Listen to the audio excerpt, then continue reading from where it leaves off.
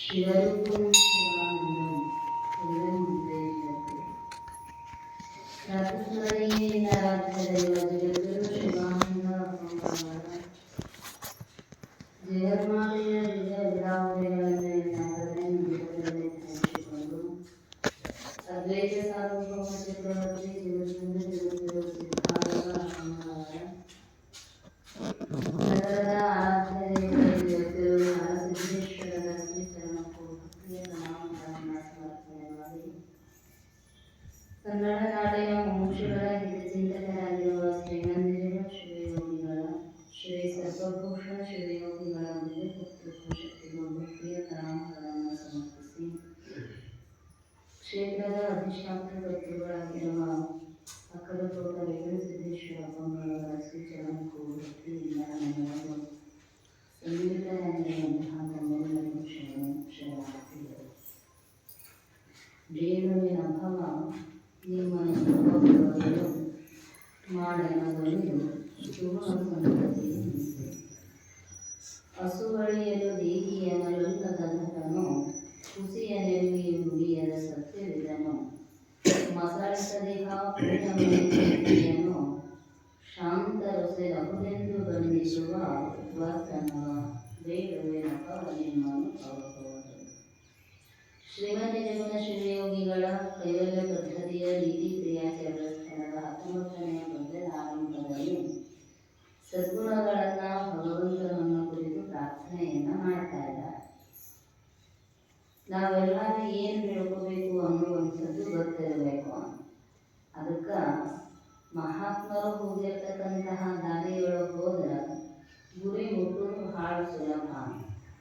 ಅವರ ನಡುವೆ ಹೋಗಿರ್ತಕ್ಕಂತಹ ದಾರಿ ಅವರಿಗೆ ಆರಂಭದಲ್ಲಿ ಕಷ್ಟ ಅಂತ ಅನಿಸಿರಬಹುದು, ಆದರೆ ಸರಳವಾಗಿರ್ತಕ್ಕಂತಹ ಉಪಾಯವನ್ನು ಅಪಾಯದಿಂದ ತಪ್ಪಿಸಿಕೊಳ್ಳೋದಕ್ಕೆ ನಮ್ಮೆಲ್ಲರಿಗೂ ಕೂಡ ಅನುಗ್ರಹ ಮಾಡಿದ. ಅದು ಯಾವುದು ಅಂದ್ರೆ ಸದ್ಗುಣಗಳನ್ನುವಂತಹ ಮಾರ್ಗ. ಮೋಕ್ಷ ಅನ್ನುವಂಥದ್ದು ಎಲ್ಲರಿಗೂ ಶಬ್ದ ಕೇಳಿದ ಕೂಡಲೇ ಅನುಸಂಧಾನ ಮಾಡೋಕೆ ಕಠಿಣ ಅನ್ನಿಸಬಹುದು. ಯಾಕಂದ್ರೆ ಸ್ವಸ್ವರೂಪ ಅವಸ್ಥಿತಿಯೊಳಗೆ ನಿಲ್ಲುವಂಥದ್ದು ಮೋಕ್ಷ ಅಂದಾಗ ಎಲ್ಲರೂ ಹೊರಗಿನ ಸ್ಥಿತಿಯೊಳಗೆ ಭಾಳ ಮಂದದ ಆ ಆಕಾರ ಈ ಆಕಾರ ಉಳಿದ ಆಕಾರ ಮನಸ್ಸು ಸುಲಭವಾಗಿ ಆಗುತ್ತೈತೆ. ತನ್ನ ಆಕಾರ ತಾನು ಆಗಬೇಕಾಗಿತ್ತಂದ್ರೆ ಕಠಿಣ. ಅದು ತನ್ನ ಆಕಾರ ತಾಳಬೇಕಾಗಿತ್ತು ಅಂದ್ರೆ ಹೃದಯ ಪರಿಶುದ್ಧಿ ಇರಬೇಕು. ಆ ಶುದ್ಧಾಂತಕರಣಗಳನ್ನು ನಾವೇನು ಪ್ರಯತ್ನ ಮಾಡೋದು ಬೇಡ, ತನ್ನ ಆಕಾರ ತಾನಾಗಿಯೇ ಮೂಡುತ್ತಿರ್ತಾನೆ. ಹೊಳಗ ತೋರಬೇಕಾಗಿತ್ತು ಅಂದ್ರೆ ನುಡಿ ಶುದ್ಧ ಇರಬೇಕಲ್ಲ. ಅದರ ಸಲುವಾಗಿ ಸದ್ಗುಣಗಳನ್ನು ಪ್ರಾರ್ಥನೆಯಿಂದ ಮಾಡಿ ಆರಂಭದಿಂದಲೂ ಎಡರಡಸಿದ ವೇಳೆಯೊಳು ಧೈರ್ಯವನ್ನು ಎಂಥ ಕಷ್ಟಗಳು ಬಂದರೂ ಕೂಡ ಭಗವಂತನ ಅನುಗ್ರಹಿಸುವಂಥ ಧೈರ್ಯ ಅನ್ನುವಂತಹ ಸದ್ಗುಣ ಇರುತ್ತದೆ. ಅದರೊಳಗೂ ಪರಮಾರ್ಥಿಕ ವಸ್ತುಗಳಾಗ ಬಹಳಷ್ಟು ಕಷ್ಟಗಳನ್ನುವಂಥವು ಸಹಜವಾಗಿಯೇ ಬರ್ತಿರ್ತಾವೆ. ನೋಡಾಕಷ್ಟು ಚಂದ ಅನ್ನಿಸ್ತಿರ್ತೈತಿ, ಆದರೆ ಹೆಜ್ಜೆ ಹೆಜ್ಜೆಗೂ ಕೂಡ ಹೊರಗಿನ ಮನುಷ್ಯರಿಂದ ತೊಂದರೆ ಐತಿ ಅಂತಲ್ಲ, ತನ್ನ ಅಂತರಂಗಗಳಿಗಿರ್ತಕ್ಕಂತಹ ಕಾಮಾದಿ ಅರಿಷಡ್ಗಳಿಂದಲೇ ಒಂದೊಂದು ಸಲ ಭಯ ಹುಟ್ಟುವಂಗಾಗಿರ್ತೈತೆ. ಯಾಕಂದ್ರೆ ಸಾತ್ವಿಕ ರೂಪದೊಳಗೆ ಬಂದ್ರೂ ಕೂಡ ಅವು ಕ್ರಮೇಣ ತಾಮಸ ರೂಪಕ್ಕೆ ಎಳಿತಾವ ಮನುಷ್ಯನನ್ನು, ಅದನ್ನ ಕೇಳಿಸ್ತಾವ ಅನ್ನಿಸಬಹುದು. ಏನಿಲ್ರಿ ಎಲ್ಲ ಸಮಾಜ ಉದ್ಧಾರಕ್ಕಾಗಿ ಬೇಕನ್ನೋದು ತಪ್ಪಂದ್ರಿ. ಆಗ ಅದ ಏನು ಮಾಡ್ತೈತಿ ಅಂದ್ರೆ ಅತಿ ಲೋಭ ಅನ್ನುವಂಥದ್ದು ಬಂದು ಮನುಷ್ಯನಿಗೆ ಪಾಪ ಕಾರ್ಯಗಳನ್ನು ಮಾಡಕ್ಕೆ ಹಚ್ಚತೈತಿ.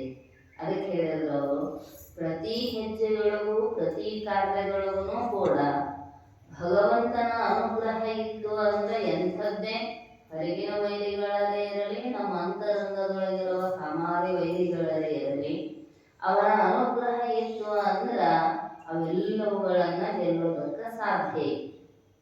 ಅಕ್ಕ ಹೇಳಿದರು, ಕಾಮಾರಿಯ ಗೆಳಿರೆನೋ ಬಸವ ನಿಮ್ಮ ದಯದಿಂದ, ಸೋಮಧರನ ಹಿಡಿದಪ್ಪಿದೆ ಬಸವ ನಿಮ್ಮ ಕೃಪೆಯಿಂದ. ಭಗವಂತನ ಒಲುಮೆ ಆದರ ಎಲ್ಲ ದುರ್ಗುಣಗಳು ನಿರ್ಣಾಮ ಆಗ್ತಾವು. ಭಗವಂತ ಒಲಿಬೇಕಾಗಿತ್ತಂದ್ರೆ ಸದ್ಗುರುನಾಥ ಶರಣರ ಅನುಗ್ರಹ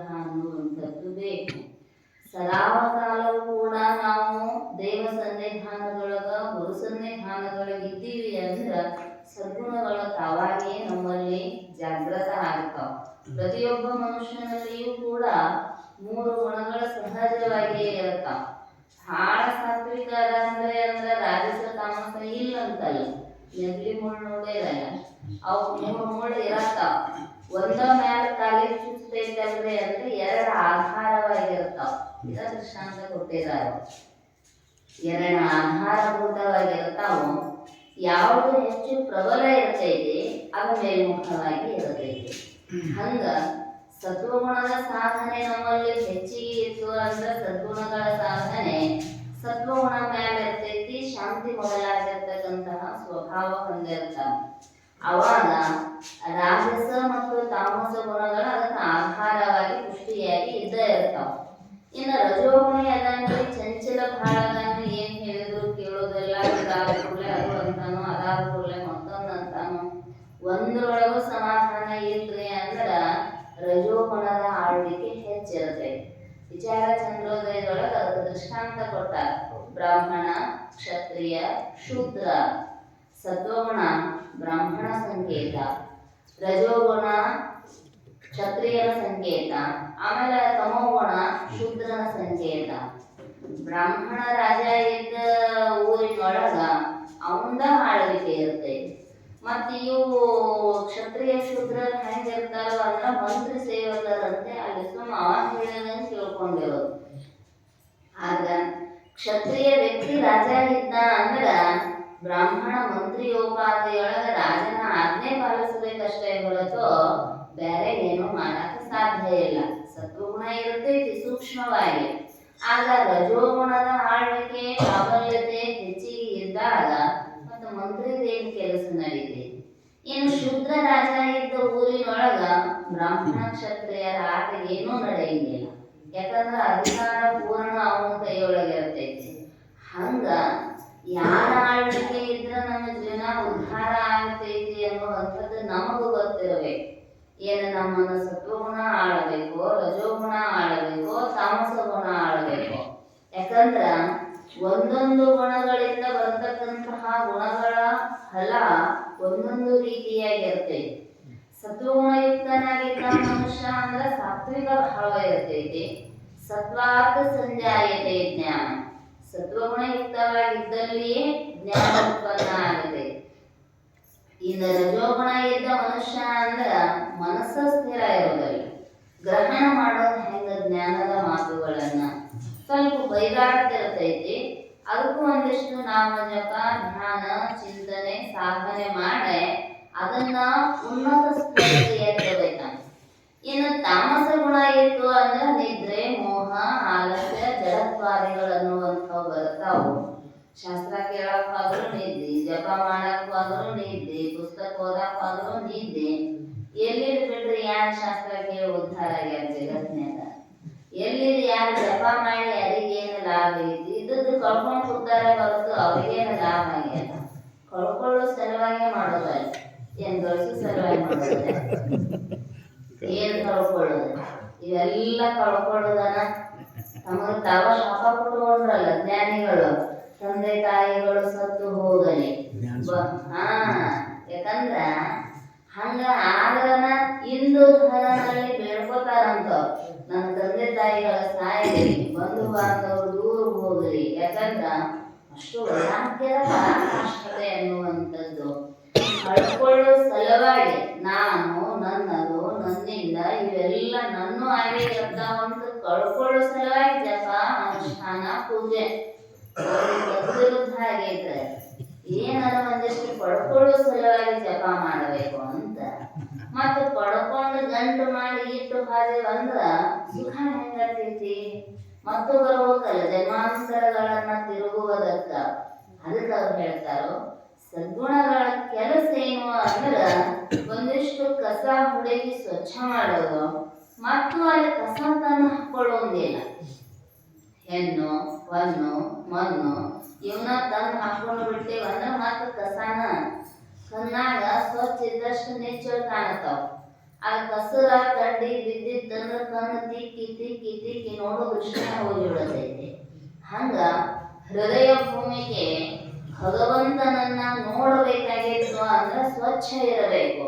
ಅದ್ರ ಕಸ ಕಡ್ಡಿ ಬಿದ್ದು ಅಂದ್ರೆ ಹುಡುಗೋದ್ರೊಳಗೆ ಟೈಮ್ ಹೋಗಿಬಿಡುತ್ತೆ. ಮತ್ತು ದೇವರನ್ನ ಕಾಣೋದು ಯಾವಾಗ? ಅದಕ್ಕೆ ಅವರು ಪ್ರಾರ್ಥನೆ ಮಾಡಿದ್ರು, ಹೇ ಭಗವಂತ, ನನಗೆ ಅನಂತ ಜನ್ಮಗಳನ್ನ ಕರುಣಿಸಿದಾಗ್ಯಾದರೂ ಕೂಡ ಸದ್ಗುಣಗಳನ್ನೇ ದಯಪಾಲಿಸು. ಯಾಕ ಅಂದ್ರ ನಿನ್ನನ್ನ ಕಾಣುವುದಕ್ಕ ಸಾಧನೆ ಯಾವುದು ಅಂದ್ರೆ ಸದ್ಗುಣಗಳನ್ನುವಂಥವು. ಆ ಸತ್ವಯುಕ್ತವಾದ ಅಂತಃಕರಣದೊಳಗ ಜ್ಞಾನ ಆಗತೈತಿ. ಗುಣಗಳೇ ನಿನ್ನನ್ನ ಕಾಣುತ್ತಾವು ಅಂತಿಲ್ಲ. ನಿರ್ಗುಣ ಭವಾರ್ಜುನ ಅಂತ ಹೇಳಿದ. ಯಾಕಂದ್ರ ಗುಣಸಹಿತವಾಗಿ ಮನುಷ್ಯ ಇದ್ದ ಅಂದ್ರ ನಿರ್ಗುಣ ವಸ್ತುವನ್ನ ಕಾಣಕ ಸಾಧ್ಯ ಇಲ್ಲ. ನಿರ್ಗುಣ ವಸ್ತುವನ್ನ ಕಾಣಬೇಕಾಗಿತ್ತಂದ್ರ ಗುಣಾತೀತನಾಗುವ ಪ್ರಯತ್ನ ಮಾಡಬೇಕ. ಗುಣಾತೀತ ಆಗಬೇಕಾದ್ರೆ ಮೊದಲು ಸದ್ಗುಣ ಇರಬೇಕಲ್ಲ. ಒಮ್ಮೆ ತಾಮಸ ಗುಣ ಇದ್ದಾಗ ಎಲ್ಲಾ ಗುಣಗಳನ್ನ ಮೀರಿನೆಲ್ಲ ಆಗುವುದಲ್ಲ, ಆ ವೃತ್ತಿಯೂ ಅಲ್ಲಿ ತಯಾರಾಗುವುದಿಲ್ಲ. ಅದರ ಸಲುವಾಗಿ ಅವ್ರು ಹೇಳಿದ್ರು, ಎಡರಲಸಿದ ವೇಳೆಯೊಳು ಧೈರ್ಯವನ್ನು ಅನ್ನುವಂಥದ್ದರಿಂದ ಆರಂಭ ಮಾಡಿ ಕೊನೆಗೆ ಎರಡನೇ ನುಡಿಯ ಕೊನೆಗೆ ಹೇಳಿದ್ರು, ಪಿಡಿದ ನಿಯಮವನ್ನು ಬಿಡದ ಅತಿ ಛಲವನ್ನು. ಒಂದು ನಿಯಮವನ್ನು ಭಗವಂತನಲ್ಲಿ ಪ್ರಾರ್ಥನೆ ಮಾಡಿರುತ್ತೇವೆ. ಬಹಳ ನಿಯಮ ಹಿಡಿದಿರ್ತಾರೆ. ದೇವರಿಗೆ ಹೋಗುದ, ಆ ದೇವರಿಗೆ ಹೋಗುದು, ಈ ದೇವರಿಗೆ ಹೋಗುದು, ಕಾಶಿಗೆ ಹೋದಾಗ ಏನೇನೋ ಬಿಟ್ಟು ಬಿಟ್ಟು ಬಂದಿದ್ದು ನಿಯಮ ಐತ್ರಿ, ಇದನ್ನು ಮುಟ್ಟಂಗಿಲ್ರಿ ಅಂತ. ಅವರು ಶಾಸ್ತ್ರದೊಳಗೆ ಹೇಳಿದ್ದು, ಯಾವ್ದಾದ್ರು ತೀರ್ಥಕ್ಷೇತ್ರಗಳಿಗೆ ಹೋದಾಗ ಒಂದು ನಿಯಮವನ್ನ ಹಮ್ಮಿಕೊಂಡು ಬರ್ರಿ ಅಂದ್ರ ಒಂದು ನಿಮ್ಮಲ್ಲಿರುವ ದುರ್ಗುಣಗಳನ್ನ ಬಿಟ್ಟು ಬರ್ರಿ ಅಂತ. ನಾವೆಲ್ಲ ಉಪ್ಪು ಸೊಪ್ಪು ತುಪ್ಪ ಎಲ್ಲ ಬಿಟ್ಬಿಟ್ಟು ಬರ್ತೀವಿ. ಬಿಟ್ಟಿವಿ ಅನ್ನೋದರ ಒಳಗೆ ಇರ್ತೈತೆ. ಇಷ್ಟು ವರ್ಷದಿಂದ ಕಾಶಿಗೆ ಹೋಗಿ ಅಂದ್ರೆ ಅಷ್ಟು ವರ್ಷದಿಂದ ನಾವು ಒಟ್ಟ ಬಾಳೆಹಣ್ಣು ತಿಂದೇವೆ, ಒಟ್ಟ ಗೋಧಿ ಅಡಿಗೆ ಊಟನ ಮಾಡಿಲ್ಲ ಅನ್ನೋದರ ಐತಲ್ಲ. ಮತ್ತ ಅದು ಹೋಗ್ಬೇಕಲ್ಲ. ಅಜ್ಜ ಹೇಳೋದಿಲ್ಲ, ಹಣ್ಣು ಬಿಟ್ಟಿರಿ ಆದ್ರ ಹಣ್ಣು ನೋಡುವ ಕಣ್ಣು ಅಥವಾ ಭಾವ ನಿಮ್ಮಲ್ಲಿ ಹೋಗೇತೇನೋ ಅಂತ ಸಿದ್ಧಾರೂಢ ಅಜ್ಜ. ನಾವು ಬ್ಯಾಡ ಬಿಡಪ್ಪ ಅಂದ ಕೂಡ್ಲೆ ಅಲ್ಲ, ಹಣ್ಣಿಗೆ ಆಸೆ ಮಾಡಿದ್ರಿ, ಹಣ್ಣು ನಿರ್ಮಾಣ ಮಾಡಿದ ಭಗವಂತನನ್ನ ನೋಡುವ ಭಾವ ನಿಮ್ಮಲ್ಲಿ ಇಲ್ಲಲ್ಲ ಅಂದಾಗ ಬ್ಯಾಡ ಅಂತ ಸುರಿ ಹೊಂಟಿದ್ರ. ಅದಕ್ಕೆ ಹೇಳಿದ್ರು, ಇವನು ಸುರಿ ಹೋಗ್ಬೋದು, ಒಳಗಿಂದ ಆಸೆ ಸುರಿ ಹೋಗಕ್ ಸಾಧ್ಯ ಇದೇನು? ಅದಕ್ಕೆ ಅವ್ರು ಹೇಳ್ತಾರೋ, ಒಳಗಿರ್ತಕ್ಕಂಥದ್ದನ್ನ ಬಿಡುವಂತಹ ನಿಯಮ ರೂಢಿ ಮಾಡ್ಕೊಳ್ಬೇಕು. ವ್ಯಾವಹಾರಿಕವಾಗಿ ಬದುಕಿನೊಳಗೆ ಒಂದು ನಿಯಮ ಇರಬೇಕು, ಅದು ಎರಡು ಮಾತಿಲ್ಲ. ಜಪ ತಪ ಅನುಷ್ಠಾನ ಪೂಜೆ ಶಾಸ್ತ್ರ ಚಿಂತನೆ ದಾಸೋಹ ಎಲ್ಲ ಕ್ರಿಯೆಗಳನ್ನುವಂಥವು ಬೇಕು. ಅದರ ಮುಖ್ಯ ಉದ್ದೇಶ ಏನಾಗಿರಬೇಕು ಅಂದ್ರ ನನ್ನ ಗುರಿಯನ್ನ ನಾನು ಸಾಧಿಸುವವರೆಗೂ ಕೂಡ ಈ ನಿಯಮವನ್ನು ಮುರಿಯುವಂತಿಲ್ಲ. ಒಂದು 10 ವರ್ಷ ಹಾಕೊಂಡು ಸೇವಾ ನಾವು ಅದನ್ನ ನಿಯಮ ಹಾಕೊಂಡು ಪಾಲಿಸಿಬಿಟ್ರೆ ಮುಗಿದೋಯ್ತ್ರಿ ಅನ್ನುವಂಗಿಲ್ಲ. ಯಾಕಂದ್ರ ಮತ್ತೊಂದಿಷ್ಟು ಹೊರಗೆ ಕಾಯ್ಕೊಂಡು ಕುಂತಿರ್ತಾವ ಬಂದು ಒಳಗೆ ಸೇರ್ಕೊಳಕ.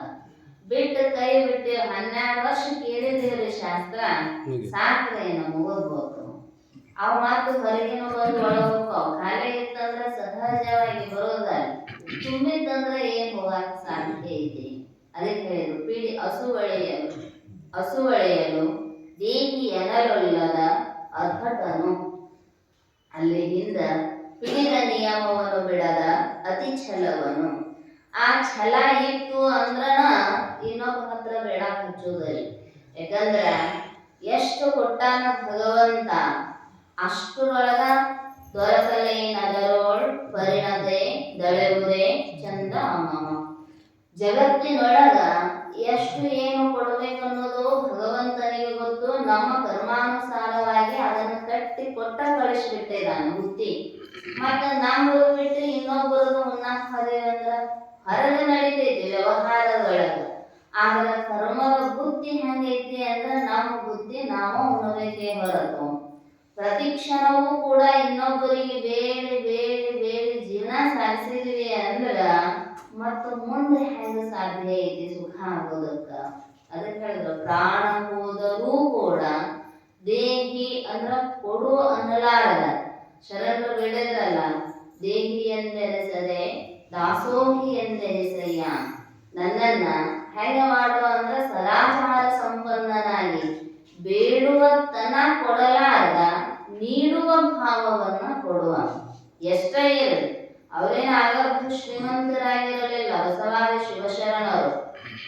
ಆಗ ಬೇಡುವವರಿಲ್ಲದೆ ಬಡವಾಯಿತು ಕಲ್ಯಾಣ ಅಂತ ಎಷ್ಟಿರಬೇಕ್ರಿ. ಪ್ರತಿನಿತ್ಯವೂ ಮೂಳಿಗೆಯ ಮಾರಯ್ಯನವರು ಕಟ್ಟಿಗೆ ಮಾರಿ ಬಂದು ಹಣದೊಳಗ ದಾಸೋಹ ಮಾಡ್ತಿದ್ರು. ಹರಳಯ್ಯನವರು ಚರ್ಮದ ಕೆಲಸ ಮಾಡಿ ಪಾದರಕ್ಷೆಗಳ ತಯಾರು ಮಾರಿ ಬಂದು ಹಣದಿಂದ ದಾಸೋಹ ಮಾಡ್ತಿದ್ರು. ಅದಕ್ಕೆ ಮಾರಯ್ಯನವರು ಅಕ್ಕಿ ಹಾಯ್ಕೊಂಡು ಬಂದು ದಾಸೋಹ ಮಾಡ್ತಿದ್ರು. ಹಿಂಗ ನುಲಿಯ ಚಂದಯ್ಯನವರು ನೂಲನ್ನ ಹೆಣದು ಬುಟ್ಟಿಗಳನ್ನ ಹೆಣದು ಅವ್ರು ಮಾಡ್ತಿದ್ರು. ದಾಸಿಮಾರ ದುಗ್ಗಳೆ ತಾಯಿಯವರು ನೂಲನ್ನ ನೇಯ್ದು ಅದರಿಂದ ಬಂದಿರತಕ್ಕಂತಹ ಸೀರೆಯಿಂದ ಮಾರಿ ಬಂದಿರತಕ್ಕಂತಹ ಹಣದಿಂದ ದಾಸೋಹ ಮಾಡ್ತಿದ್ರು. ಅದಕ್ಕೆ ಹೇಳಿದ್ರು ಅವರು, ಇಷ್ಟೆಲ್ಲ ತಮ್ಮ ತಮ್ಮ ನಿತ್ಯದ ಕಾಯಕದೊಳಗ ಎಷ್ಟೇ ಕಷ್ಟ ಇದ್ರು ತಮಗೆ ಇರದೇ ಇದ್ರೂ ಕೂಡ ಇನ್ನೊಬ್ಬರಿಗೆ ನೀಡುವಂತಹ ಸದ್ಗುಣ ಇತ್ತು. ಅದಕ್ಕೆ ಹೇಳಿದ್ರು ಬೇಡುವವರಿಲ್ಲದೆ ಬಡವಾಯಿತು ಕಲ್ಯಾಣ.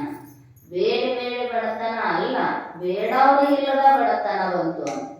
ಎಷ್ಟು ಅಲ್ಲಿ ಪುಣ್ಯದ ಕಾರ್ಯಗಳನ್ನು ನಡೀತಿರಬೇಕು. ಅದಕ್ಕೆ ಹೇಳಿದ್ರು ಪ್ರಾಣ ಹೋದರೂ ಕೂಡ ದೇಹಿ ಅನ್ನಬಾರದ. ಹಂಗ ಜೀವನ ಅನ್ನುವಂಥದ್ದನ್ನ ರೂಪಿಸಿಕೊಳ್ಳಬೇಕು. ನಾವು ದಿನ 10 ಗಂಟು 10 ಮುಳುಗುತನ ಬೇಡೋ ಕೆಲಸನ ಮಾಡಿದ್ದೀವಿ ಅಂದ್ರ ಮತ್ತೆ ಎಲ್ಲಾರು ಬೇಡವರ ಆಗಿವೆ ಅಂದ್ರೆ ನೀಡವ್ರು ಯಾರು? ಅದಕ್ಕೆ ಹೇಳ್ತಾರ ಅವರು, ಬೇಡುವಾದ ಜಂಗಮನಲ್ಲ ಬೇಡಿಸಿಕೊಂಬಾದ ಭಕ್ತನಲ್ಲ. ಅದು ಸೂಕ್ಷ್ಮವಾಗಿರ್ತಕ್ಕಂತಹ ಪ್ರಕ್ರಿಯೆ. ಜಂಗಮ ಬೇಡುವುದಕ್ಕಿಂತ ಮುಂಚೆ ಭಕ್ತ ಸಮರ್ಪಣೆ ಮಾಡಬೇಕು. ಭಕ್ತ ಕೊಡುವವರೆಗೂ ಜಂಗಮ ಬೇಡಬಾರದು.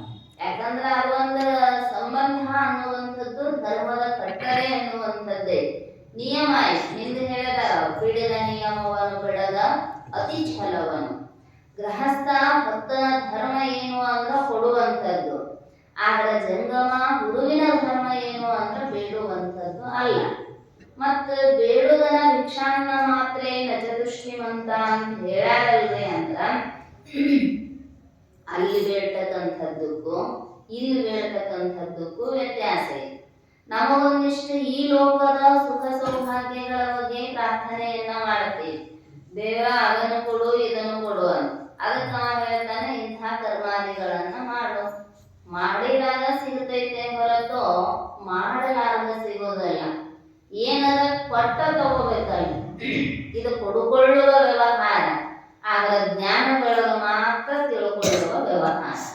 ಮತ್ತೆ ಬೇಕು ಅಂದಿ ಅಂದ್ರೆ ಕಷ್ಟ ಪಡುವಂತ ಭಗವಂತ.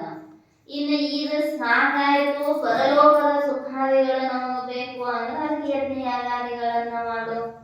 ಸ್ವರ್ಗ ಕಾಮೋ ಯಜೆ, ಸ್ವರ್ಗದ ಇಚ್ಛಾ ಇತ್ತು ಅಂದ್ರೆ ಆ ಸ್ವರ್ಗ ಕಾಮನೆಗಾಗಿ ಇರತಕ್ಕಂತಹ ಯಜ್ಞ ಮಾಡು. ಇನ್ನು ನಮ್ಗೆ ಬ್ರಹ್ಮಲೋಕಾದಿಗಳ ಪದವಿ ಬೇಕು ಅಂದ್ರೆ ಅದಕ್ಕೆ ಸಂಬಂಧಪಟ್ಟಿರ್ತಕ್ಕಂತಹ ಯಜ್ಞ ಕ್ರಿಯಾದಿಗಳದ ಅದನ್ನ ಮಾಡು. ಇದು ಬೇಡ ನಮ್ಗೆ ಸಾಲೋಕ್ಯ ಸಾರೂಪ್ಯ ಸಾಮೀಪ್ಯ ಸಾಯುಜ್ಯಾದಿ ಪದವಿಗಳು ಬೇಕು ಅಂದಿ ಅಂದ್ರ ಉಪಾಸನೆಗಳನ್ನ ಮಾಡು. ಯಾಕಂದ್ರೆ ಹೇಳಿದ ಆಯಾಯ ದೇವತೆಗಳ ಉಪಾಸನೆಯನ್ನ ಆಯಾಯ ದೇವತೆಗಳ ಲೋಕಕ್ಕೆ ಹೋಗುತ್ತಾವ. ಏನು ನೆನೆಸ್ತಾನೋ ಅಂತೆಯೇ ಜನ್ಮಗಳನ್ನುವಂಥವು ಬರುತ್ತಾವ. ಮತ್ತ ಆ ದೇವರ ಉಪಾಸನೆ ರಾಮಕೃಷ್ಣ ಪರಮಹಂಸರು ದೇವಿಯನ್ನ ಉಪಾಸನೆ ಮಾಡಿ ಮಾಡಿ ಮಾಡಿ ಅವರಲ್ಲಿಯೂ ಕಾಳಿಯ ಆವಾಹನೆ ಆಗಿಬಿಟ್ಟಿರ್ತಾನೆ. ಯಾವುದನ್ನ ಉಪಾಸಿಸ್ತಾನೋ ಮನುಷ್ಯ ಅದೇ ಆಗಿ ಪರಿವರ್ತನೆ ಆಗ್ತಾನ. ಕೀಟಭಂಗ ನ್ಯಾಯದಂತೆ ಅಂತ ಮೊನ್ನೆ ಗೊತ್ತೈತಲ್ಲ ದೃಷ್ಟಾಂತ. ಯಾಕಂದ್ರೆ ಅದನ್ನ ನೆನೆಸಿ ನೆನೆಸಿ ನೆನೆಸಿ ಹಂಗ ಒಂದು ಕೀಡಿ ಭಂಗವಾಗಿ ಮಾರ್ಪಾಡಾಗ್ತೈತಲ್ಲ. ಹಂಗ ನಾವು ಯಾವ ದೇವತೆಯ ಉಪಾಸನೆಯನ್ನ ಮಾಡ್ತೇವೋ ಅದೇ ದೈವಿ ಭಾವ ಪರಮಹಂಸರಲ್ಲಿ ದೇಹದಲ್ಲಿಯೂ ಕೂಡ ಬದಲಾವಣೆ ಆಗಿಬಿಟ್ಟಿರ್ತಾನೆ. ಮತ್ತ ನಾವು ದೇವರಾಗುವುದಿಲ್ಲ. ಯಾಕಂದ್ರ ಬ್ರಹ್ಮ ಚಿಂತನೆ ಮಾಡ್ರಿ ಅಂದ್ರ ಬ್ರಹ್ಮ ಚಿಂತನೆಯಿಂದ ನೀನು ಬ್ರಹ್ಮವಾಗಿ ಉಳಿಲಿ ಅನ್ನುವಂಥದ್ದು ಜ್ಞಾನಿಗಳ ಅಪೇಕ್ಷೆ. ಒಂದು ಸಾಮಾನ್ಯ ಕೀಟದೊಳಗ ಪರಿವರ್ತನೆ ಆಗಬೇಕಂದ್ರೊಳಗೆ ನೀನು ಮನಸ್ಸು ಯಾಕೆ ಬ್ರಹ್ಮಾಕಾರ ಆಗೋದಿಲ್ಲ. ಅದಕ್ಕೆ ಹೊರಗಿನ ವಸ್ತುಗಳ ಬೇಡುವಿಕೆಯನ್ನ ಬೇಡುವುದರಿಂದ ಕಷ್ಟನ ಐತೆ ಹೊರತು ಸುಖ ಅನ್ನುವಂಥದ್ದು ಇಲ್ಲ. ಧರೆಗೆ ಯಾಚನೆ ಹಿಂದೆ ಲಘುತರ ಮುಂಟೆ. ಆರಂಭದ ಪದ್ಯದೊಳಗೆ ಕೇಳಿದಾರ ಶ್ರೀ ಗುರು ವಚನದಿಂದ ಅಧಿಕಸುದೇನಂತೆ. ಈ ಭೂಮಿ ಮ್ಯಾಲ ಬೇಡುವುದಕ್ಕಿಂತಲೂ ಅತ್ಯಂತ ಹೀನವಾದದ್ದು ಯಾವುದೂ ಇಲ್ಲ. ಯಾಕ ಅಂದ್ರ ಅಲ್ಲೊಂದು ದೃಷ್ಟಾಂತ ಹೇಳಿದ್ರ ಅವ್ರು. ಮಹಾವಿಷ್ಣು ಬೇಡುವುದರಿಂದನೇ ಏನಾದ? ವಾಮನ ಆದ. ಬಲಿಚಕ್ರವರ್ತಿ ಹತ್ರ ಬೇಡಾಕ 3 ಅಡಿ ಮನುಷ್ಯನಾಗಿ ಬಂದ. ಯಾಕಂದ್ರ ಬೇಡಬೇಕಂತ ತಿಳ್ಕೊಂಡು ಅಲ್ಲೇ ಲೋಕೋದ್ಧಾರಕ ಅವತಾರ ಆದ್ರೂ ಕೂಡ ಬೇಡುವುದರಿಂದ ನಿನ್ನಲ್ಲಿ ಎಷ್ಟು ಸಣ್ಣತನ ಅನ್ನುವಂಥದ್ದು ಬರ್ತೈತಿ ಅನ್ನೋದನ್ನ ಹೇಳ್ತಾರೆ. ಹೊರಗಿನ ವಸ್ತುಗಳನ್ನು ಬೇಡಬೇಡ. ಬೇಡುವುದು ಏನು ಬೇಡಬೇಕು ಅಂದ್ರ ಸದ್ಗುಣಗಳನ್ನ, ಭಕ್ತಿ, ಜ್ಞಾನ, ವೈರಾಗ್ಯಾದಿಗಳ. ಇದನ್ನ ಬೇಡುವುದರೊಳಗ ನಿನಗೆ ಏನು ಅಂದ್ರೆ ನಾಚಿಕೆ ಎನ್ನುವಂಥದ್ದು ಬೇಡ.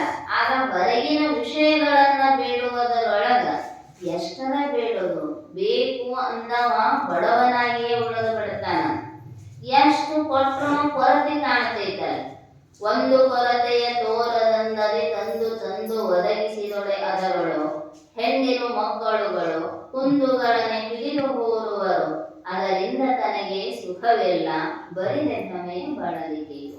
ಹೇಳಿದರು ನೀ ಎಷ್ಟು ಅವ್ರು ಬೇಡಿ ಬೇಡಿ ಬೇಡಿ ಬೇಡಿ ಗಳಿಸಿಕೊಂಡ್ರು ಕೂಡ ಹೆಂಗೆ ಎಲ್ಲಾ ತನ್ನ ಮನೆಯಾಗಿಟ್ರು ಇವತ್ತಿದು ಇಲ್ರಿ ಅನ್ನೋ ಶಬ್ದನ ಬರ್ತೈತೆ ಹೊರತು ನಮ್ಮ ಕಾಮನೆ ಪೂರ್ತಿ ಆಯ್ತು ಅಂತ ಯಾರ ಹೇಳ್ತಾರೇನೋ ಅಂದ್ರೆ ಇಲ್ಲ.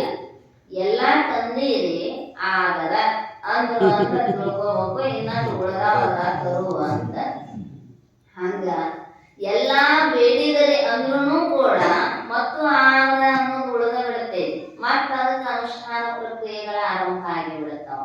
ಅದಕ್ಕೆ ಹೇಳಿದ್ರು ಬೇಡಿದರ ಪೂರ್ಣ ಕಾಮ ಅಂದ್ರ ಇಚ್ಛಾ ಅನ್ನುವಂಥದ್ದು ಮನಸ್ಸಿನೊಳಗೆ ಎಳ್ಳು ಕಾಲಷ್ಟು ಉಳಿಬಾರದ. ಆ ಸುಖ ಅನ್ನುವಂಥದ್ದು ಬೇಕಾಗಿತ್ತು ಅಂದ್ರ ಹೊರಗಿನ ವಸ್ತುಗಳನ್ನ ಬಿಟ್ಟು ಬಿಡು. ಅದನ್ನ ಬೇಡುವುದರೊಳಗ ನನಗೇನಿರಲಿ ಅಂದ್ರ ನಾಚಿಕೆ ಅನ್ನುವಂಥದ್ದು ಬರಲಿ.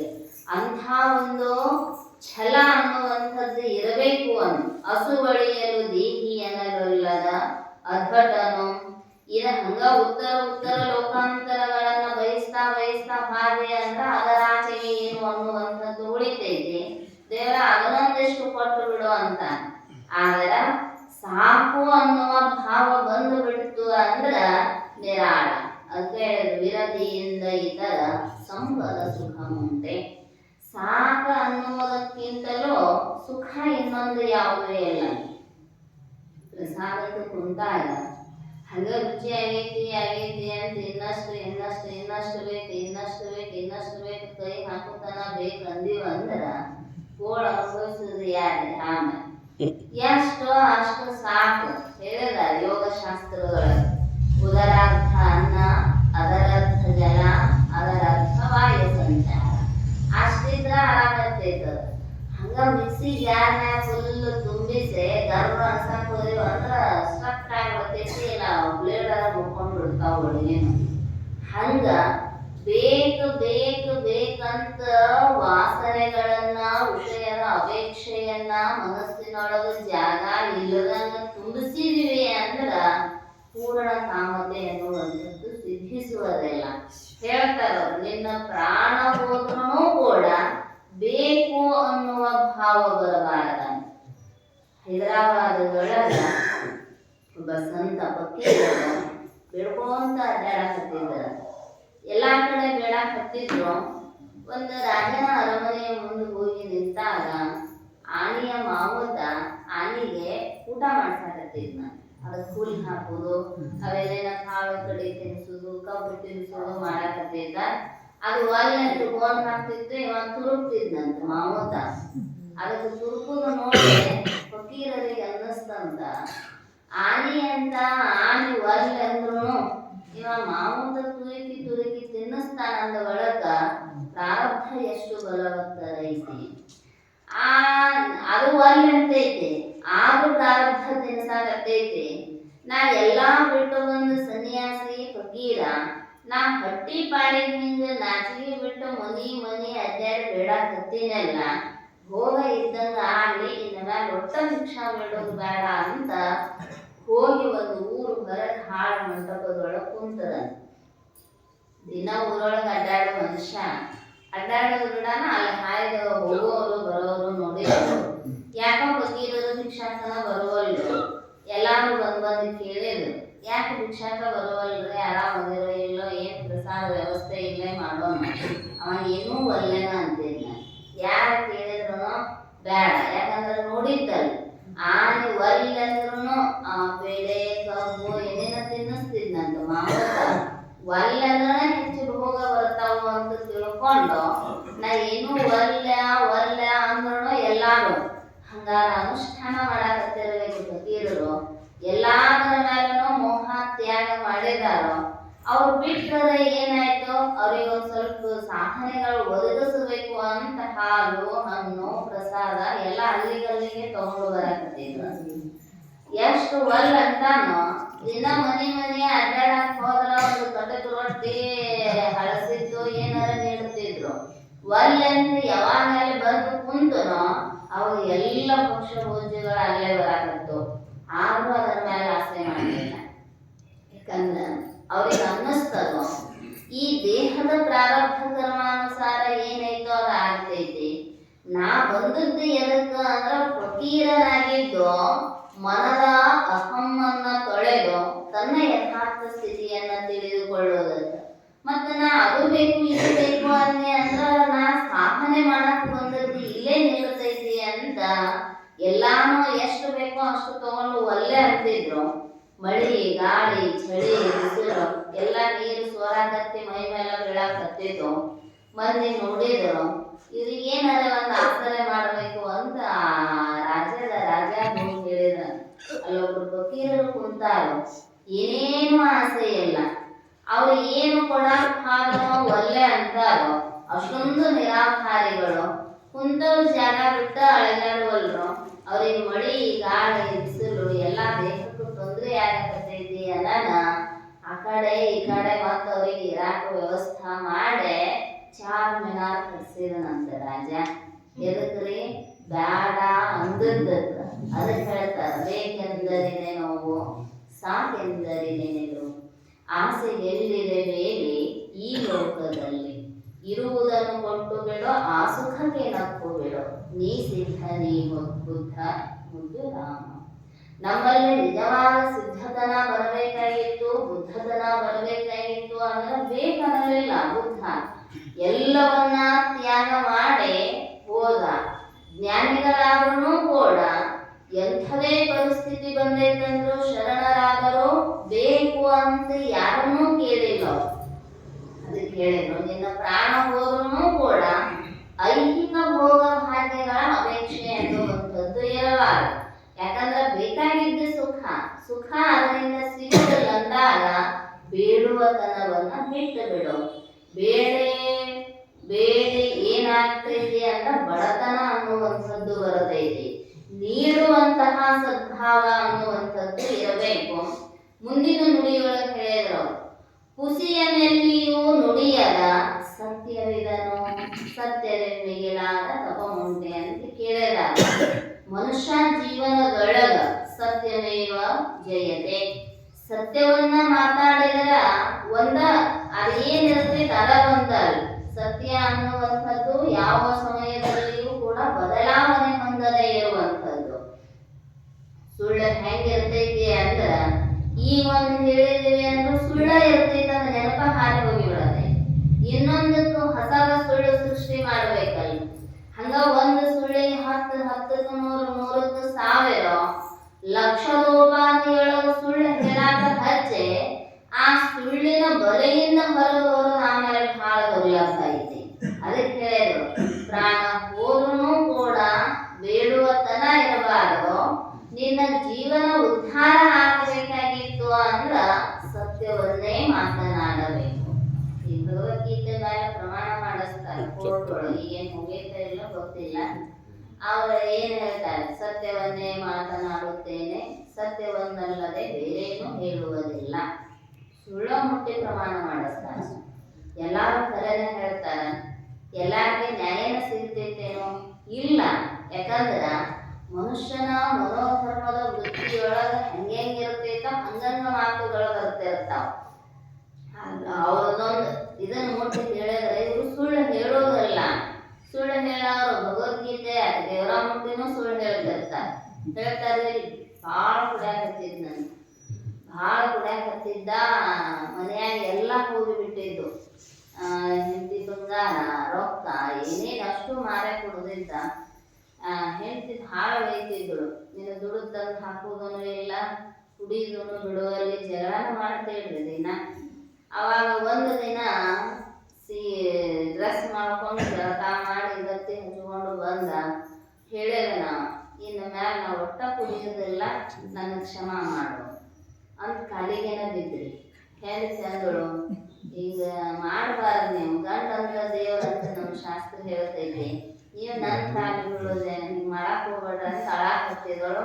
ಆಯ್ತು ಹೋಗಿ ಕೆಲ್ಸಕ್ಕೆ ಅಂತ ಕಳಿಸಿಳು. ಖುಷಿ ಅಲ್ರಿ ಹೆಣ್ಮಕ್ಳಿಗೆ, ಗಂಡ ಚಟ ಬಿಟ್ಟಾನ ಅಂದ್ರ. ಮಗಳ ಮನೆ ಮುದುಕಿ ಹತ್ರ ಹೇಳಾಕ ಆದಳ, ಯಮ್ಮ ನನ್ನ ಗಂಡ ಇವತ್ತು ಪ್ರಮಾಣ ಮಾಡಿ ಹೇಳ್ಯಾನು, ಖರೇನ ಕುಡಿದು ಬಿಡುತ್ತೇನಂದಾನು. ಯಾವ ಅಂದಳಂತ, ಅಲ್ಲ ಎಷ್ಟು ಸಲ ಹಾನಿ ಮಾಡ್ಯಾನ ನಿನ್ ಮ್ಯಾಲ, ಆದ್ರೂ ಮತ್ತೆ ಸುಳ್ಳ ಹೇಳಿ ಕುಡ್ಯಾಕ ಹೋಗ್ಯಾನು, ಮತ್ತೆ ಈಗ ಕರೆ ಹೇಳಿದನಂತೆ ಎಲ್ಲ ನನ್ನ ಕಾಲು ಮುಟ್ಟೆ ಹಾನಿ ಮಾಡಿ ಹೇಳ್ಯಾನಿಮ್ಮ, ಕುಡಿಯೋದಿಲ್ಲ ಅಂದಾನ. ಯಾಕೆಂದ್ರೆ ಕಾಲು ಬರೋದಿಲ್ಲ ಅಂದ್ರ ಅದಕ್ಕಿರಲಿಲ್ಲ, ಕಾಲು ಬಿದ್ದ ಎಲ್ಲಾರು ಹಂಗಂತಿರೋದಲ್ಲ. ಒಬ್ಬೊಬ್ರು ಪ್ರಮಾಣ ಮಾಡಿ ಬಿಟ್ಟವ್ರು ಅದಾರ. ಆದ್ರ ಹುಸಿಯ ನೆಲ್ಲಿಯೂ ನುಡಿಯ ದೇಹ. ಯಾಕ ಜೀವನ ಉದ್ಧಾರ ಆಗಬೇಕಾಗಿತ್ತಂದ್ರ ಸುಳ್ಳಿಗೆ ಸುಳ್ಳು ಎಷ್ಟು ಸುಳ್ಳು ಹೇಳ್ಕೋತ ಹೋಗೋರದೆ. ಒಂದು ಸುಳ್ಳು ಹೇಳಬೇಕಾದ್ರೆ ತಲೆ ಎಷ್ಟು ಓಡಿರಬೇಕಂದ್ರ 1000 ಮಂದಿ ನಂಬಿಸ್ಬೇಕಲ್ಲಿ. ಮತ್ತ ಅದರೊಳಗೆ 1000 ತಲೆಯೊಳಗೆ ವಿಚಾರ ಬರ್ತಿರ್ತಾವ, ಅದನ್ನ ವಿಚಾರ ಮಾಡ್ಬೇಕು. ಇದು ಸತ್ಯವೋ ಸುಳ್ಳು, ಇದು ಸತ್ಯವೋ ಸುಳ್ಳು, ಆ 1000 ಮಂದಿಗೆ ಮತ್ತೆ ಉತ್ತರ ಕೊಡಬೇಕಲ್ಲ. ಇದ ಮಾಡೋದ್ರೊಳಗ ಜೀವನ ಹೋಗಿ ಬಿಡ್ತೈತೆ ಹೊರತು ಬಂದ ಕೆಲಸನ ಆಗೋದಲ್ಲ. ಅದಕ್ಕೆ ಹೇಳ್ತಾರ ಅವರು, ನಿನಗೆ ಎಂಥ ಪರಿಸ್ಥಿತಿ ಬಂದ್ರೂ ಕೂಡ ಹುಸಿ ಅಂದ್ರೆ ಸುಳ್ಳನ್ನ ಎಲ್ಲಿಯೂ ಯಾವ ಸಂದರ್ಭದಲ್ಲಿಯೂ ಕೂಡ ಪ್ರಾಣ ಹಾರೂ ಕೂಡ ಸುಳ್ಳು ಹೇಳಬಾರ್ದ. ಯಾಕಂದ್ರ ಸತ್ಯವೇ ನಮಗ ಸುಖವನ್ನ. ಹರಿಶ್ಚಂದ್ರ ಮಗನ ಹೆಣ ಎತ್ತಿ ಹೋಗದ, ರೊಕ್ಕ ಇಲ್ಲ ಹುಳಾಕಂತ ಚಂದ್ರವತಿ ಕೊಡದೆ ಇರೋದಕ್ಕ ಲೋಹಿತಾಶ್ವನ ಹೆಣ ಎತ್ತೆ ಹೊರಗೆ ಹೋಗದ. ಆದ್ರ ಅವನ ಯಜಮಾನನಿಗೆ ಸುಳ್ಳು ಹೇಳಕ್ ಹೋಗಲಿಲ್ಲ. ಅದಕ್ಕೆ ಹೇಳ್ತಾರೋ, ಸುಳ್ಳು ಹೇಳಿದರ ಸುಖ ಆಗೋದಿಲ್ಲ, ಸುಳ್ಳಿಗೆ ಸುಖವಿಲ್ಲ, ಸತ್ಯಕ್ಕೆ ಸಾವಿಲ್ಲ. ಸತ್ಯ ಅನ್ನುವಂಥದ್ದು ಒಂದೇ ಇರಬೇಕಲ್ಲ, ಅದರೊಳಗೇನು ಬದಲಾವಣೆ ಆಗುದಿಲ್ಲ. ತ್ರಿಕಾಲವಾದಿತ್ವಂ ಸತ್ಯತ್ವಂ, 3 ಕಾಲದಲ್ಲಿಯೂ ಅದು ಬದಲಾಗದೇ ಇರುವಂಥದ್ದು. ಆದ್ರೆ ಈ ಸುಳ್ಳ ಒಂದು ಇದನ್ನ ಹೇಳಿರ್ತೀವಿ, ಇನ್ನೊಂದು ಹೇಳುವಾಗ ಮರ್ತ ಹೋಗಿರ್ತೈತೆ. ಯಾಕಂದ್ರೆ ಸುಳ್ಳ ಇರ್ತೈತೆ, ಖರೆ ಇದ್ರೆ ಇರ್ತೈತೆ ಅದು ಮನಸ್ಸಿನಾಗ. ಮತ್ತ ಅವಾಗ ಒಂದು ಬೇರೆ, ಇವಾಗ ಒಂದು ಬೇರೆ, ಇನ್ನೊಂದು ಟೈಮಿಗೆ ಒಂದು ಬೇರೆ, ಹಿಂಗ ಆಯ್ತು ಅಂದ್ರ ಸುಖ ಆಗುದಿಲ್ಲ. ಕಷ್ಟಗಳ ಮೇಲೆ ಬರ್ತಾರ. ಸತ್ಯಕ್ಕಿಂತ ಮಿಗಿಲಾದ ತಪಸ್ಸು ಅನ್ನುವಂಥದ್ದು ನಾವು ಮೂಗು ಮುಚ್ಚಿಕೊಂಡು ನೀರಾಗ ಕುಂತು ತಪಸ್ಸು ಮಾಡೋದಲ್ಲ. ಎಲ್ಲರ ಅಡವ್ಯಾಗ ಹೋಗಿ ಗೆಡ್ಡೆ ಗೆಣಸುಗಳನ್ನ ತಿಂದು ತಪಸ್ಸು ಮಾಡೋದ್ರೆ ಅಂತಲ್ಲ. ಸದಾಕಾಲ ಎಡೆಬಿಡದಂತೆ ಸತ್ಯವನ್ನೇ ಮಾತನಾಡ್ತಾ ಹೋಗಿ ಬಿಟ್ಟಿವೆ ಅಂದ್ರ ಅದುವೇ ತಪಸ್ಸಾಗತೈತಿ.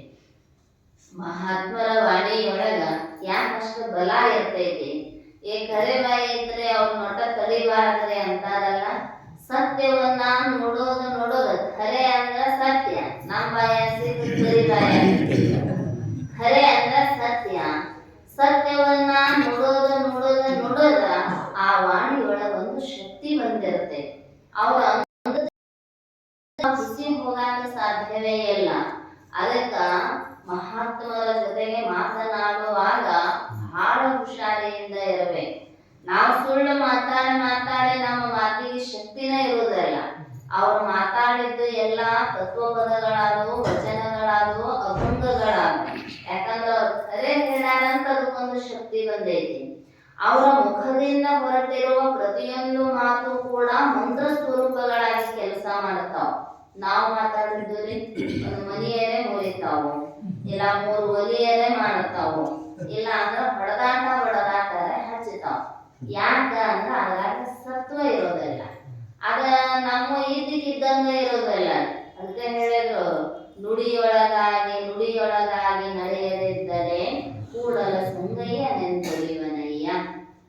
ನುಡಿ ಹೆಂಗಿರ್ತೈತಿ, ನಡೆ ಹೆಂಗ ಇರಬೇಕಂದ್ರ ಸತ್ಯದ ಆಧಾರದ ಮೇಲೆ ಜೀವನ ಅನ್ನುವಂಥದ್ದು ಸಾಗಬೇಕು. ಕುಸಿಯನೆಲ್ಲಿಯೂ ನುಡಿಯದ ಸತ್ಯವಿದನು, ಮಸಳಿಸದಿಹ ಪುಣ್ಯಮಯ ಕೀರ್ತಿಯನ್ನು. ಮನುಷ್ಯ ಸಾಧನೆ ಮಾಡಬೇಕಾಗಿದ್ದು ಇದ ಕೀರ್ತಿಯನ್ನ. ಅದಕ್ಕೆ ಹೇಳ್ತಾರೆ, ನೀ ಗಳಿಸಿದ್ದು ಎಲ್ಲ ಇಲ್ಲೇ ಉಳಿತಾವು, ನಿನ್ನ ಜೊತೆಗೆ ಬರ್ತಕ್ಕಂಥದ್ದು ಕೀರ್ತಿ ಅಪಕೀರ್ತಿ ಎರಡ. ಒಂದು ಒಳ್ಳೆಯ ಅಂತೀರಿ ನೀವು ಲೋಕಾರೂಢಿಯೊಳಗ, ಏನ್ ತಗೊಂಡು ಹೋಗೋರದೇರಿ, ಚಲೋ ಕೆಟ್ಟದ್ದು 2 ಬರ್ತಾವ ನಮ್ಮ ಜೊತೆಗೆ. ಅದನ್ನ ಪುಸ್ತಕೀಯ ಭಾಷೆಯೊಳಗ ಕೀರ್ತಿ ಮತ್ತು ಅಪಕೀರ್ತಿ ಅಂತ ಶಬ್ದ ಬಳಸಿದಾರ. ಅದಕ್ಕ ಏನು ಪಡಿಬೇಕು ಮನುಷ್ಯ ಅಂದ್ರ ಅಪಕೀರ್ತಿ ಪಡಿಬಾರ. ಯಾಕಂದ್ರೆ ಒಂದು ಸಲ ಉಳಿದು ಬಿಟ್ಟು ರಾವಣ ಮಹಾನ್ ಶಿವಭಕ್ತ, ಮಹಾಬ್ರಾಹ್ಮಣ, ರಾಮೇಶ್ವರದೊಳಗ ಲಿಂಗ ಸ್ಥಾಪನೆ ಮಾಡಬೇಕಾದ್ರ ಅವನನ್ನೇ ಆ ವೈದಿಕ ಕ್ರಿಯೆಗೆ ಕರೆಸಿದ್ರು, ರಾವಣನನ್ನೇ. ಯಾಕಂದ್ರ ಅವ ಮಹಾಬ್ರಾಹ್ಮಣ, ಅಷ್ಟೇ ಶಿವಭಕ್ತರು ಕೂಡ ಆಗಿದ್ದ. ಆದ್ರೆ ನಾವು ಅದನ್ನ ನೆನೆಸ್ತೀವಂತ. ಸೀತಾನ ಒಯ್ದಿದ್ದ, ಮಹಾದುಷ್ಟ ಅದನ್ನು, ಅವನ ಸಲುವಾಗಿ ಸುವರ್ಣ ಲಂಕೆ ನಾಶ ಆಯ್ತು.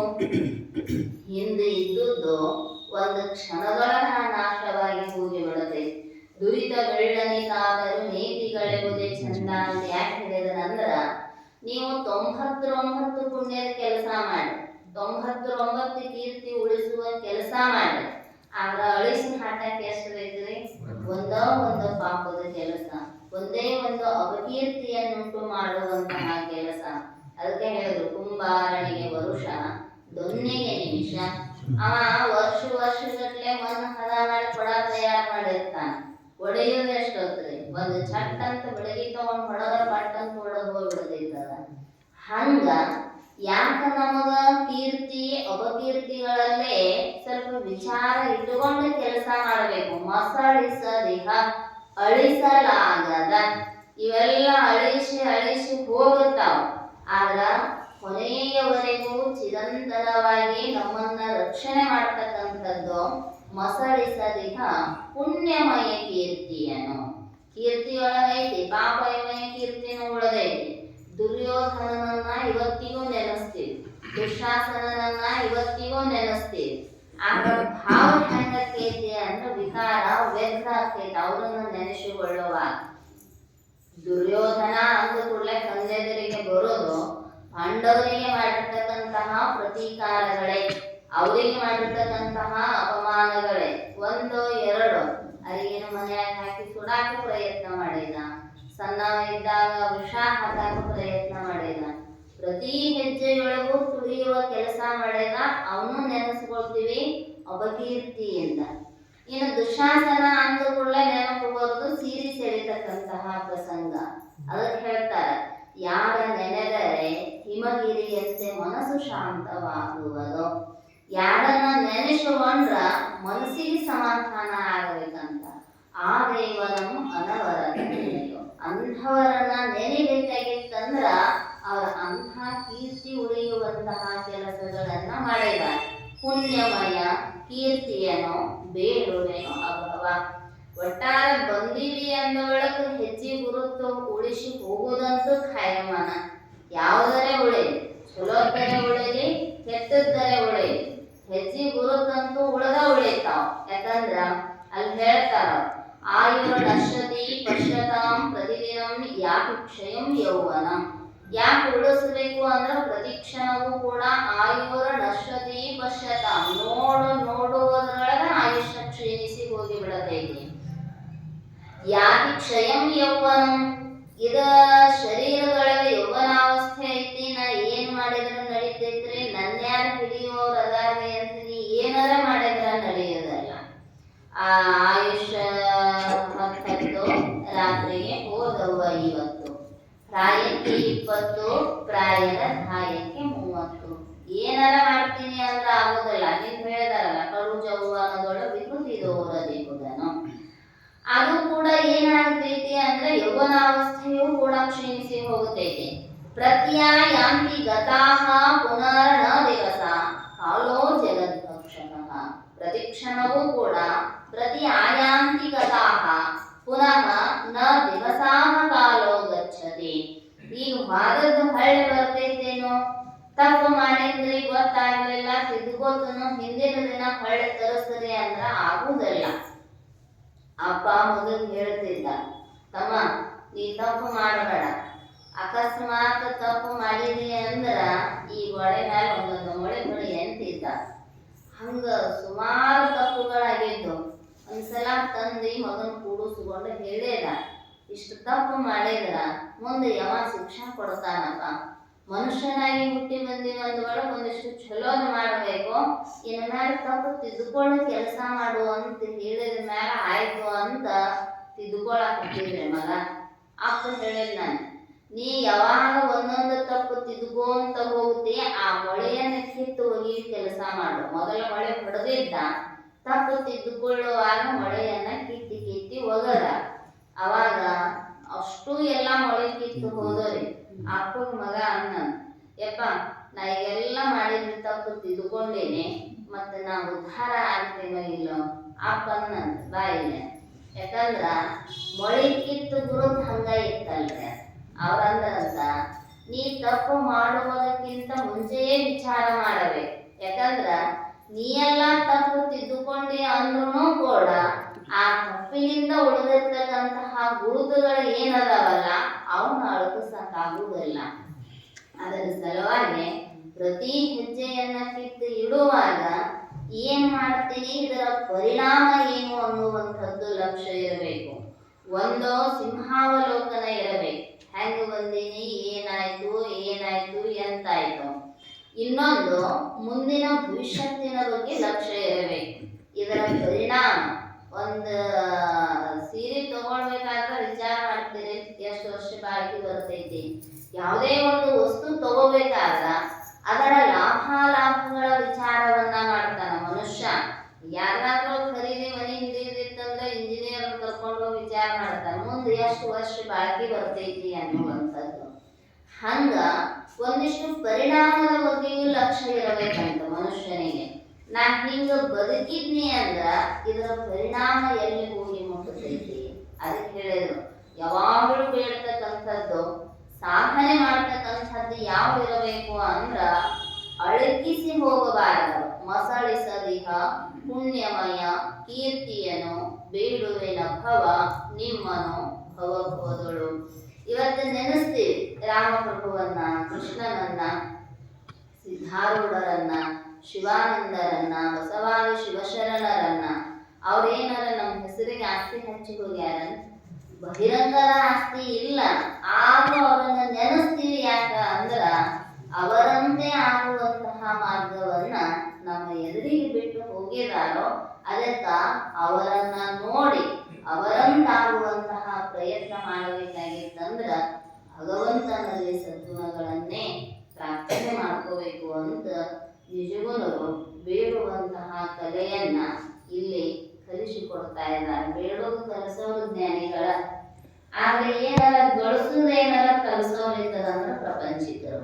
ಹಿಂಗ್ ಮಾಡಿದ್ರೆ ಇದು ಸಿಗ್ತೈತಿ, ಹಿಂಗ್ ಮಾಡಿದ್ರೆ ಇದು ಸಿಗ್ತೈತಿ ಅಂತ ಹೇಳೋರು ಇವರು. ಆದ್ರ ಹಿಂಗ ಮಾಡಿದ್ರ ನಿನ್ನನ್ನ ನೀನು ಕೂಡೆ ಹುತಾತ್ಮನಾಗ್ತಿ ಅಂತ ಕಲಿಸ್ತಕ್ಕಂಥವರು ಮಹಾನ್ ಜ್ಞಾನಿಗಳು, ಸಂತರು. ಅವರ ಮಾರ್ಗದೊಳಗೆ ನಾವು ನಡೆದಿವಿ ಅಂದ್ರ ನಮ್ಮೆಲ್ಲರಿಗೂ ಕೂಡ ಸುಖ ಆಗ್ತೈತಿ ಅಂತ ಇವತ್ತಿನ ಈ ವಿಷಯದೊಳಗ ಶ್ರೀಮನ್ ಜೀವನ ಶ್ರೀಗಳು ಪ್ರತಿಪಾದನೆಯನ್ನ ಮಾಡ್ತಾ ಇದ್ದಾರೆ. ಉಳಿದ ವಿಷಯ ಮತ್ತೆ ನಾಳೆ ಚಿಂತನೆ ಮಾಡೋಣ ಅಂತ ತಿಳಿಸ್ತಾ, ಕಲಬುರಗಿಯ ಮಹಾದಾಸೋಹಿಗಳಾಗಿರ್ತಕ್ಕಂತಹ ಶರಣಬಸಪ್ಪ ಅವರು ದೇಹಾಂತವನ್ನು ಹೊಂದಿದ್ದಾರೆ. ರಾತ್ರಿ 9:30 ಆಗೈತೆ. ಅಂದ್ರೆ ಬಹಳಷ್ಟು ದಾಸೋಹ ಮೂರ್ತಿಗಳು. ಯಾಕಂದ್ರೆ ನಾಡಿನ ಎಲ್ಲರಿಗೂ ಕೂಡ ಶರಣಬಸವೇಶ್ವರ ಕೀರ್ತಿ ಅನ್ನುವಂಥದ್ದು ಶರೀಫರು ನಾಳೆಗಜ್ಜ ಆ ಕ್ಷೇತ್ರಕ್ಕೆ ಹೋಗಿ ಬಂದಿರ್ತಕ್ಕಂಥವರು, ಆಮೇಲೆ ಕಡಕೋಣದ ಮಡಿವಾಳನವರಿಗೆ ಆಶೀರ್ವಾದವನ್ನು ಮಾಡಿ ಅವರಿಗೆ ಗುರು ನಿರ್ದೇಶನವನ್ನು ಮಾಡಿರ್ತಕ್ಕಂಥವ್ರು ಶರಣಬಸವೇಶ್ವರರು. ಆ ಪರಂಪರೆಯೊಳಗ ಬೆಳೆದು ಬಂದಿರತಕ್ಕಂಥವರು ದಾಸೋಹದ ಕೀರ್ತಿಯನ್ನು ಎಲ್ಲೆಡೆಗೆ ಪಸರಿಸಿರ್ತಕ್ಕಂತಹ ದೊಡ್ಡ ಕಾಕ ಅವರು ನಿನ್ನೆ ಲಿಂಗೈಕ್ಯರಾಗಿರ ಒಂದು ನಿಮಿಷ ಅವರಿಗೋಸ್ಕರ ಮೌನಾಚರಣೆ. ಮೌನ ಪ್ರಾರಂಭ.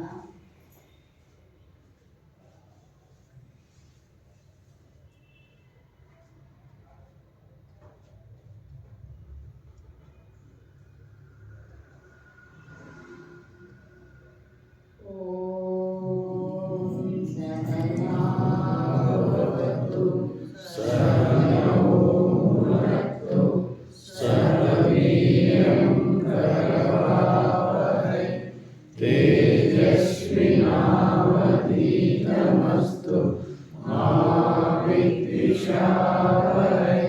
ॐ शान्ति शान्ति शान्ति।